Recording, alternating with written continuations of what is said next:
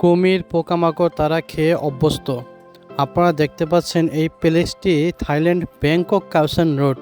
এখানে বিভিন্ন ধরনের ফরেনাররা আসে এবং এনজয় করে। এখানকার সিকিউরিটি গার্ড খুবই স্ট্রং, খুবই হার্ড। এখানে কোনো ছিনতাই, চোর টোর এসব নাই, কিন্তু এখানে অনেক মানুষ এনজয় করে। অনেক বেশিরভাগই ফরেনাররা এখানে এনজয় করে।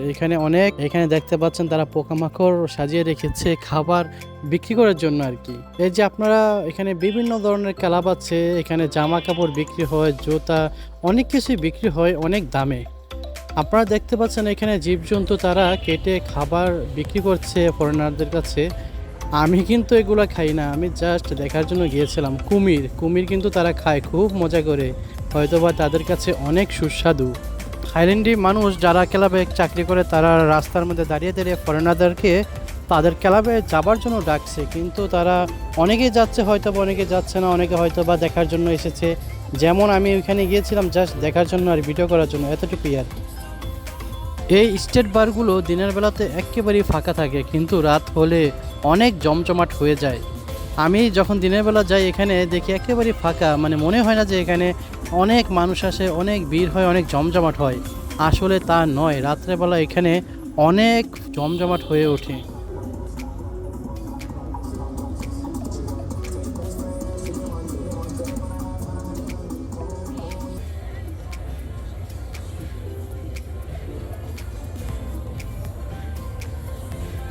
আমি যখন এখানে হাঁটাহাঁটি করি অনেক পানি খাওয়া ধরে, কি করব, আর এখানে তো পানি পাওয়া যায় না। তো আমি এখান থেকে একটি তরমুজ নিয়ে খাচ্ছিলাম 30 বাত দিয়ে আর কি, থাইল্যান্ডে 30 বাত, বাংলাদেশি হয়তো অল্প কিছু টাকা নিয়ে আমি খেয়েছিলাম আর কি। এই যে এখানে অনেক ধরনের জামা কাপড় আছে, আপনারা দেখতে পাচ্ছেন যে মানুষগুলা ফরেনারদেরকে ডাকছে, মানে তাদের ক্লাবে যাওয়ার জন্য, অ্যালকোহল খাওয়ার জন্য। তো আমাকেও ডেকেছিল, আমি যাই নাই, আমি তো এসব খাই না, আমি যাইও নাই। তো আমি জাস্ট ভিডিও করার জন্য এসেছিলাম। এইখানে অনেক ধরনের খাবার আছে, মানে যারা খায় তারা কিনে নেয়, বুঝছেন। এটা হলো শেষ সীমানা আর কি, শেষ সীমানা। মানে এদিকে অনেক বার আছে, আমি ওই বার থেকে বের হয়ে এদিকে একটু ভিডিও করলাম আর কি।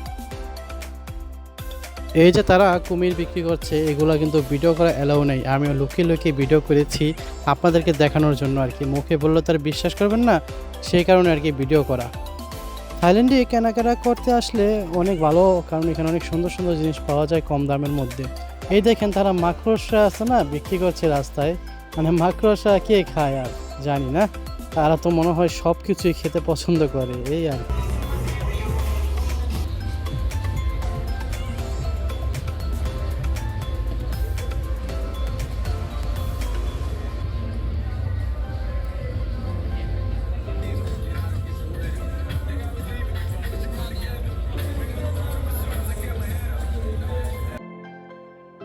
আপনারা দেখছেন এখানে অনেক মানুষরা মেসেজ করে, থাইল্যান্ডি মানুষরা।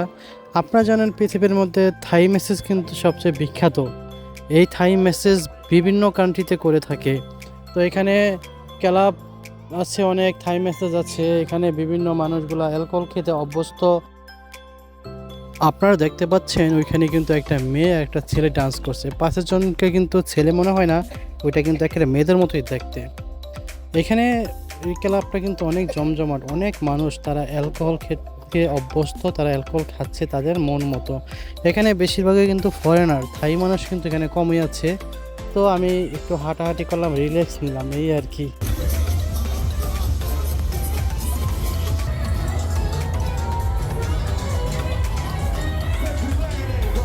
থাইল্যান্ড হলো এনজয় করার মতো অনেক জায়গা, এবং এখানে ঘোরার মতো অনেক সুন্দর সুন্দর প্লেস আছে। আপনারা আসলে থাইল্যান্ডে ঘুরতে পারেন, এনজয় করতে পারেন, কিন্তু এখানে বসবাস করা বা স্থায়ী কাজকাম করার মতো কোনো চিন্তা ভাবনা কেউ করবেন না, আশা করি কেউ করেন না। জাস্ট আমি এমনিতেই বললাম।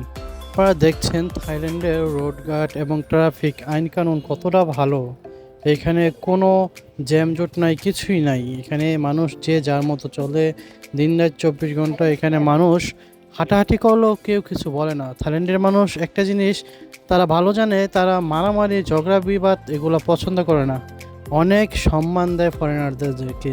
যেমন আমি কিছু থাইল্যান্ডের সাথে কথা বলছি, তারা একটু ইংলিশ কম বলে, কিন্তু তারা ফরেনারদেরকে অনেক রেসপেক্ট করে এবং অনেক সম্মান দেয়।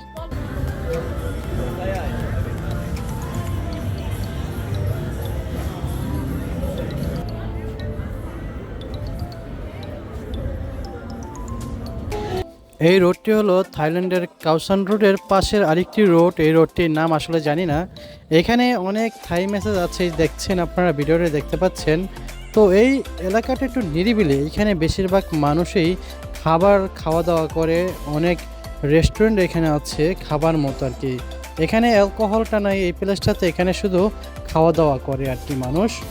তো এটা একটা নিরিবিলি প্লেস, এখানে আপনি চাইলে এখানে এসে আড্ডা দিতে পারেন, খুব ভালো লাগবে। আমি এখানে এসে ভিডিও করেছিলাম, আমার খুব ভালো লেগেছে আর কি। একা আসছি তো থাইল্যান্ড, একা থাইল্যান্ডে এসে ঘুরে কোনো মজা নাই। যদি আপনারা থাইল্যান্ডেতে আসেন মানে ডবল আসবেন, দুজন আসবেন, তাহলে একটু এনজয় করতে পারবেন। আপনারা চাইলে এই অক্টোপাসগুলো খেয়ে দেখতে পারেন। এখানে অক্টোপাসগুলো তারা রেখে দিয়েছে, তারা কিন্তু কাঁচাই খেয়ে ফেলে। আমি বুঝি না তারা কিভাবে পারে এগুলো কাঁচা খেতে। তো এখানে আবার কিছু খাবার আছে তারা পুড়িয়ে পুড়িয়ে খায়। এই যে এক মানে একটা মেয়ে এগুলো কিনছে আর কি খাওয়ার জন্য। এখানে চিংড়ি মাছ আছে, অনেক কিছু আছে এখানে। তো যাই হোক, যে যা খেতে পারে।